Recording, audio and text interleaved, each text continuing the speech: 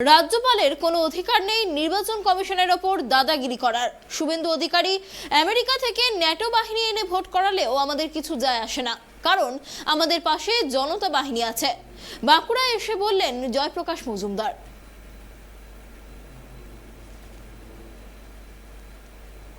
নির্বাচন কমিশনের মাথায় দাদাগিরি করতে পারেন না। রাজ্য নির্বাচন কমিশনার নিয়োগ নিয়ে রাজ্য বনাম রাজ্যপাল সংঘাত নিয়ে এই ভাষাতেই রাজ্যপালকে ঠুকলেন তৃণমূল নেতা জয়প্রকাশ মজুমদার। বৃহস্পতিবার বাঁকুড়ার গঙ্গাজলঘাটির নিত্যানন্দপুর গ্রাম পঞ্চায়েতের চৈতন্যপুর গ্রামে একটি দলীয় সভা শেষে সাংবাদিকদের প্রশ্নের উত্তরে জয়প্রকাশ মজুমদার বলেন, নির্বাচন কমিশন একটি স্বশাসিত বডি। সারা ভারতের নিয়মই তাই। সংবিধানের ৩২৪ নম্বর ধারায় বলা আছে, নির্বাচন যা হবে তা তাদের মতো করে পরিচালনা করবে জাতীয় ও রাজ্য নির্বাচন কমিশন। তাতে না রাষ্ট্রপতির নাক গলানোর জায়গা আছে না রাজ্যপালের। এই রাজ্যপাল রাজভবনকে বিজেপির অফিস করে তুলেছেন। রাজ্যপালের কোনো অধিকার নেই নির্বাচন কমিশনের ওপর দাদাগিরি করার। নির্বাচন বাহিনীর ব্যবহার নিয়ে আদালত বনাম নির্বাচন কমিশনের দ্বৈরথের মাঝে এদিন জয়প্রকাশ মজুমদার বলেন, বাহিনী নিয়ে তৃণমূল ভয় পায় না, এটা রাজ্য নির্বাচন কমিশনের বিষয়। তারা যেটা ভালো মনে করবে সেটাই করবে, কেন্দ্রীয় বাহিনী হোক বা রাজ্য বাহিনী, তাকে ভয় পায় না তৃণমূল। এখন শুভেন্দু অধিকারী যদি মনে করেন আমেরিকা থেকে ন্যাটো বাহিনী এনে ভোট করাবেন, তাতেও আমাদের কোনো ভয় নেই, কারণ তৃণমূলের সাথে জনতা বাহিনী আছে। তৃণমূল কংগ্রেস বাহিনী নিয়ে ভয় পায় না, এটা নির্বাচন কমিশনের ব্যাপার।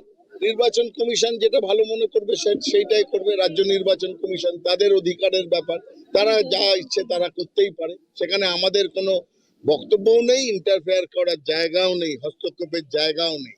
শুধু এই প্রসঙ্গে মনে করিয়ে দিই, তৃণমূল কংগ্রেস কোনোদিন কোনো বাহিনীকে ভয় পায়নি, সে কেন্দ্র বাহিনী হোক কিংবা রাজ্য বাহিনীও যদি হয়। সিপিএম এর সময় আমরা লড়াই করেছি, রাজ্যের পুলিশ থাকতো, তখনও কেন্দ্রীয় বাহিনী থাকতো।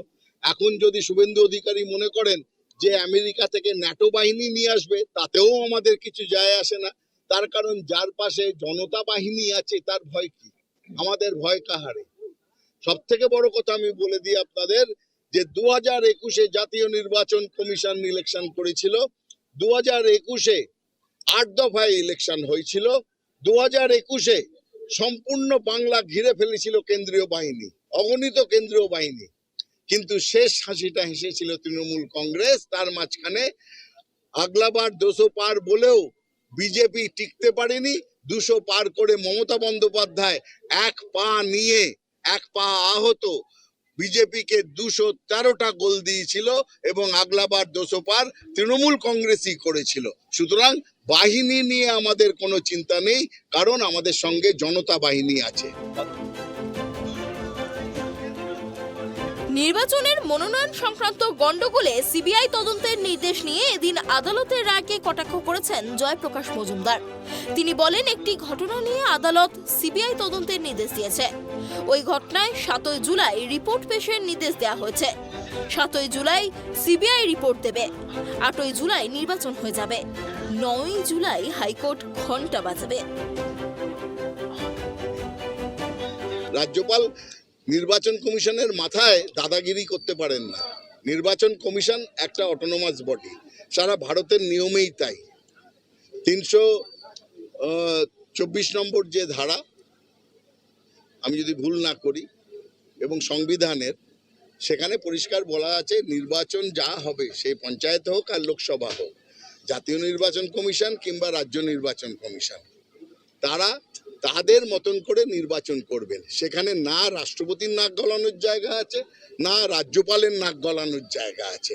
এই রাজ্যপাল বিজেপির অফিস করে তুলেছে রাজভবন, এবং সেখান থেকে মধ্যে মধ্যে এমন কথা বলছেন যাতে কোনো আইনি ব্যাখ্যা নেই, আইনি গুরুত্ব নেই এবং সংবিধান বিরোধী। আমি আবার বলছি, তাকে দায়িত্ব নিয়ে বলছি, রাজ্যপালের কোনো অধিকার নেই একজন রাজ্যের নির্বাচন কমিশনারের উপর দাদাগিরি করার। রাজ্যের সাংবিধানিক প্রধানকে এদিন কড়া ভাষায় আক্রমণ শানান তৃণমূল নেতা জয়প্রকাশ মজুমদার, যাকে কেন্দ্র করে শুরু হয়েছে রাজনৈতিক চর্চা। বাঁকুড়া থেকে সুদীপ কুণ্ডুর রিপোর্ট ট্রাইব টিভি।